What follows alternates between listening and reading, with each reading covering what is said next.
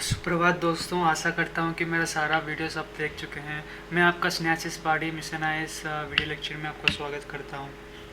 अगर आप पहली बार आए हो तो सब्सक्राइब कर देना, लाइक कर देना, शेयर कर देना। अगर नहीं चाहिए तो कुछ भी नहीं करना, सिर्फ वीडियो देखना काफ़ी है। स्टार्ट करते हैं एयर के बारे में। एयर क्या होता है? पवन, PAVAN, पवन, पवन पुत्र हनुमान, राइट? वही है ना एयर।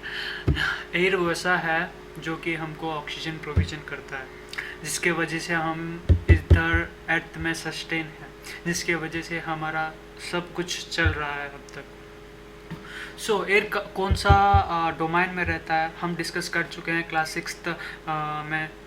क्लास सिक्स्थ ज्योग्राफी में हम डिस्कस कर चुके हैं different domains of earth. Different domains of earth में हम पढ़ चुके हैं एटमॉस्फेरो किस में होता है, जिसमें एयर सस्टेनेबिलिटी होता है, उसको एटमॉस्फेरो कहते हैं।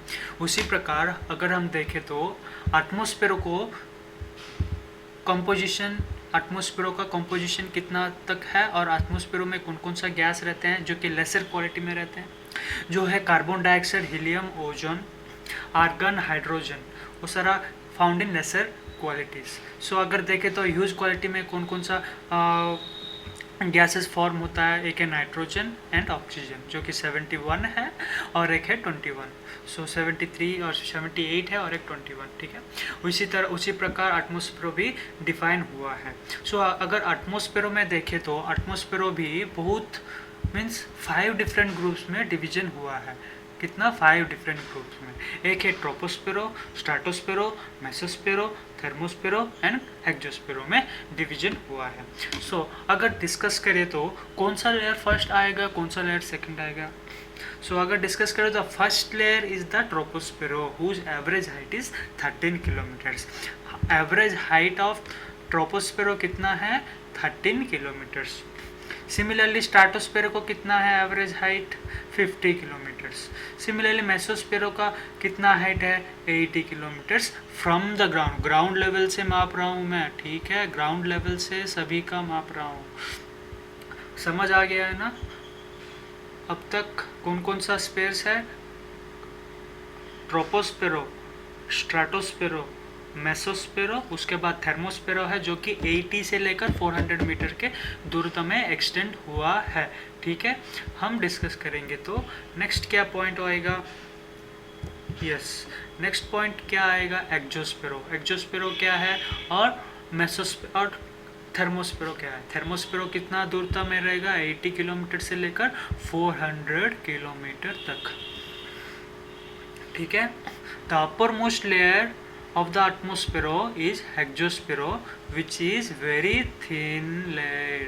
उसमें exosphere में very thin layer means आप करीबन जान चाहिए कि एयर कुछ भी नहीं रहेगा, जान जाइए कि उस एयर कुछ भी उधर नहीं रहेगा। अगर नेक्स्ट डिस्कस करेंगे वेदर एंड क्लाइमेटिक कंडीशन, उसके बाद टेम्परेचर। वेदर एंड क्लाइमेट किसको बोलते हैं? Weather is hour to hour change, ठीक है। Weather is the hour to hour, day to day condition of the atmosphere। hour to hour and day to day condition weather बोलते हैं। अगर and the average weather condition of a place for a longer period of time represent climate of the place। climate किसको बोलते हैं? 1 month 2 months को climate बोलते हैं, लेकिन वेदर किसको बोलते हैं? Hour to hour, day to day condition को वेदर बोलते हैं। समझ आ चुका है ना? उसके बाद डिस्कस करेंगे टेम्परेचर। टेम्परेचर क्या है? The degree of hotness and coldness of air is called temperature. Very easy है, आपको उतना भी डेफिनेशन नहीं चाहिए। उसके बाद हम डिस्कस करेंगे वेरी इंपॉर्टेंट पॉइंट्स।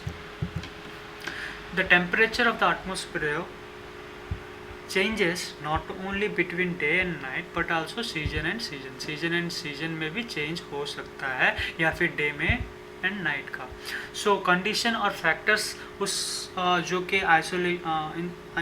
इंसोलेशन जो कि important factor influencing distribution of temperature क्या होता है, और इंसोलेशन क्या होता है? Insolation is the coming solar energy interrupted by the earth. The amount of insolation decreases from the equator towards the pole.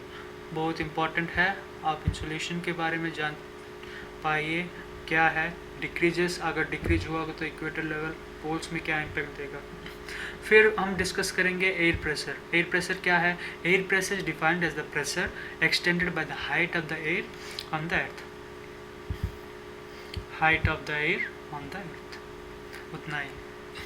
The horizontally the distribution of air pressure is influenced by temperature. Influence किससे का होता है air pressure? Temperature से। Increasing the temperature, increasing में be the pressure of the air. So in areas having low temperature the air is cool. अगर temperature low रहेगा air cold रहेगा, temperature high रहेगा एयर लो प्रेशर एरियाज में रहेगा temperature high. अगर discuss करें तो विंड के बारे में,